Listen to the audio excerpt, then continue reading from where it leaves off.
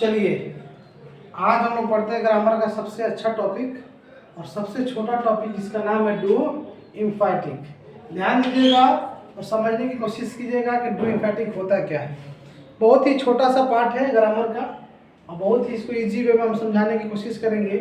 सबसे पहले ध्यान देना ये कि अगर वर्ब का पहला रूप रहे, वर्ब का पहला रूप रहे उसमें हम डू का प्रयोग करेंगे। वर्ब का पहला रूप रहे तो डू का प्रयोग करेंगे।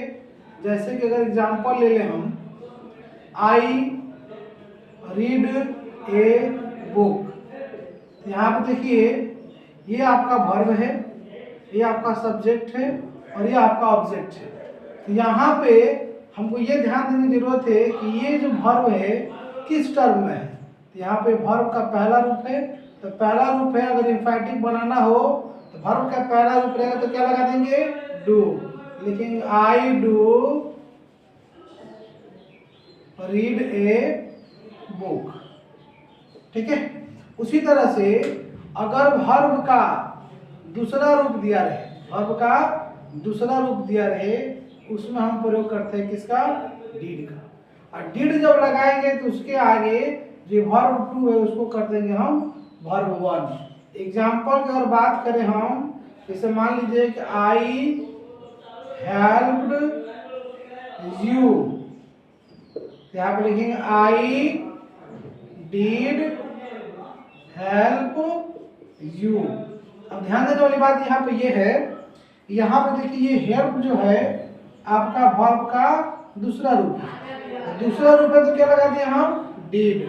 और डीड जब लगाएं ये वर्ब का दूसरा रूप क्या होगा, यहाँ पे वर्ब का पहला रूप। उसी तरीके से अगर वर्ब का पांचवा रूप दिया रहे तो उसमें हम लोग डॉज लगाते हैं।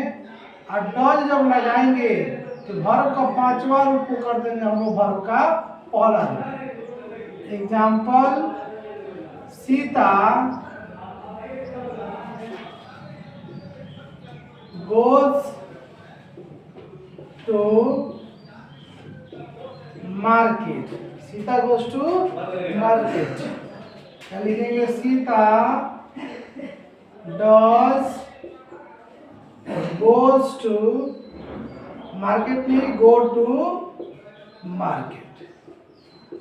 यानी कि यहाँ पे था वर्ब का पांचवा रूप तो हम लगा देंगे यहाँ पे डज। ये कौन सा रूप है, पांचवा रूप। डज लगाने के बाद ये किस रूप में बदल गया, तो वर्ब का पहला रूप, ठीक है।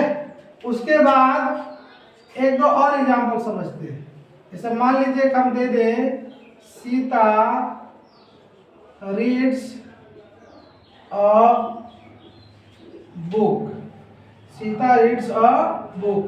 तो यहाँ पे ये ध्यान रखिएगा ये मेरा वर्ब है, तो वर्ब का कौन सा रूप है, तो वर्ब का पांचवा रूप है। जब वर्ब का पांचवा रूप रहेगा तो क्या लगा देंगे हम, डज लगा देंगे। यहाँ पे लगाएंगे सीता डज, वर्ब का पांचवा रूप बदल जाएगा वर्ब का पहला रूप में, तो ये हो जाएगा रीड अ बुक। एक और एग्जाम्पल समझते हैं,